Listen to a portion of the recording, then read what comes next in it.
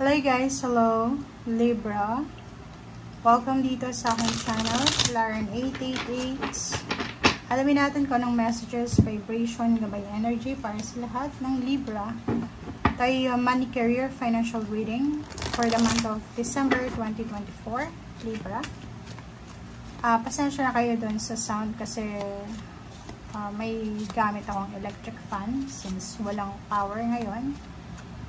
Okay, so wala tayong aircon. Okay, transformation. Pasensya na doon akong maingay. Okay. Libra, healing and then transformation. Wow. So nakikita ko sir dito Libra na since yung hinahanap natin dito is message for finances. May magbabago sa usaping pera sa buhay mo. Napakalaking butterfly to. Transformation. Nagtatransform yung buhay mo. Ang transformation card, hindi yan pumapasok sa lahat ng zodiac signs. Pumapasok or lumalabas lang yan sa reading natin. Pag talagang may transformation, may talagang alchemy, pagbabago. Dito nakikita ko siya dito na malaki, sobrang laki ng butterfly, sobrang laki, lawak ng pagbabago. Ang daming magbabago sa buhay mo na hindi mo akalain. Unexpected, miracles, change, transformation siya. Na parang feeling mo, naging buti kang tao sa nakaraan. Parang, di ba yung kasabihan na every time na nabibless tayo ng Panginoon, parang iniisip natin na wow, naging mabuting tao ata ako ng panahon na yon. Parang ganun, or sa past ko. Healing, financial healing. So, nakikita ko maraming recovery, reclaiming your power, financial strength, parang ganun. Healing. So, ang healing na to is, siguro na-scam ka, na stagnant ka sa trabaho, na naging unemployed, ang daming utang, nalugi, naghirap sa buhay. But, sinasabi siya dito ng card mo na, atong December 2024, eto na yung simula ng pagbangon mo. Para siyang phoenix rising from the ashes. Di ba yung parang babangon ka? Dudurugin mo lahat ng pumapi sa'yo. Parang gano'n. So, mayroon kang kagalingan sa pera. So, kung ano man yung nawala sa'yo sa 2024, ano man yung naging negative na nangyari sa'yo, ay posibleng papalitan niya ng pinaka-positive na biyaya. Okay, so, awareness and emotional loss. Okay, so nakikita ko sir dito na maraming pagkakataon na sa 2024 na parang nawalan ka ng interest, nawalan ka ng priority.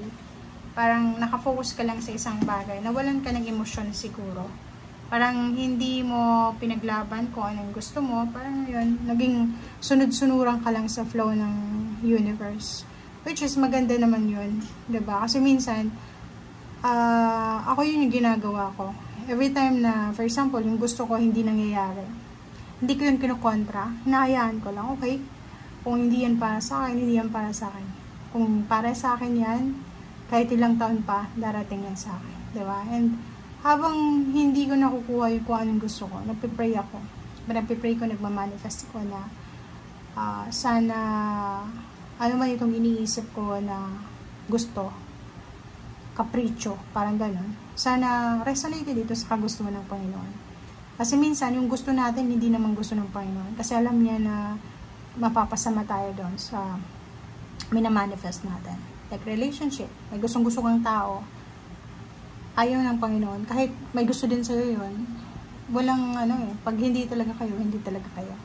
Sa trabaho ganyan din parang gustong-gusto mong maging stewardess, gusto mong maging flight attendant. Wala talaga. Pag ayaw ng Panginoon, ng universe, hindi yun. Kahit sabihin natin, ikaw na yung pinakamaganda, pinakamatalino sa lahat, hindi mo makukuha yan. Okay? So, yun, kailangan let go, let God, let it flow. Hayaan natin kung ano yung gustong ibigay sa atin ng universe. Okay, so Ace of Pentacles, nakikita ko siya dito, ano man itong papasukin mo, simula ngayong December 2024, ay posibleng magdadala to sa'yo ng sobra-sobra, enormous, huge success, recognition, rewards, awards, public recognition, papuri, blessings, travel. Kaso lang, mag-iingat ka kasi ito yung palaging problema mo. Mabilis kang magtiwala, pwedeng maloko ka. Lalo kung magta-travel ka, naku, huwag kang magtitiwala, lalo kung sa aeroplano, huwag kang hahawak ng bagahe na, hawakan mo muna, hindi, huwag kang hahawak ng ganun. Okay, so King of Pentacles, nakikita ko siya dito na if ever may trabaho ka, may hawak kang cash or lump sum of money, kailangan maging alert ka. Pwede kang manakawan, yan ganun lang. Diba? Ma-hypnotize ka or kind of man. So, be careful. May balita dito tungkol sa pera.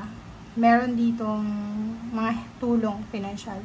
Pwedeng makatanggap ka ng tulong financial or posibleng ikaw yung tumulong ng financial. King of Swords, nakikita ko siya dito na may gagawin kang decision making. Pwedeng mag-abroad yung iba, magta-travel, or lilipat ng company, lilipat ng bansa, or lilipat ng probinsya. Kasi gusto na nila ng stability. Pwedeng yung iba magta-travel kasi tapos na yung kontrata, retire na sila. Financially, mayroon kang mamamanifest sa siguro last 2 weeks ng December 2024. And kung ano man tong manifestation mo tungkol sa pera, eto yung matagal mo nang gustong makuha. Yung parang ginawa mo na yung lahat. Nag-sacrifice ka na, parang ganon, nagtipid ka na, hindi ka na kumain, nag-diet ka na lang. Nakikita ko siya dito na pagod ka na sa usaping relationship. Parang sobrang workaholic ka siguro, Libra. But yung karelasyon mo is parang chill lang siya. So, nakikita ko siya dito, yung success mo nakadepende sa teamwork. Lalo kung may asawa ka, may boyfriend, may girlfriend. Sinasabi dyan na kung magtutulungan kayo sa decision making or magtutulungan kayo sa diskarte, posibleng makuha nyo talaga to. Okay? Kasi yung sinasabi dito, isa sa posibleng paraan para maging financially stable ka, stable financially is yung collaboration. Dapat hindi lang ikaw yung breadwinner. Kasi kita mo to, yung Ten of Pentacles, hindi mo yan makukuhang mag-isa ka lang. Hindi yan parang lilipad papunta sa'yo. Sinasabi, kailangan tulong-tulong. Diba? So, wag mong i-shoulder lahat ng obligations.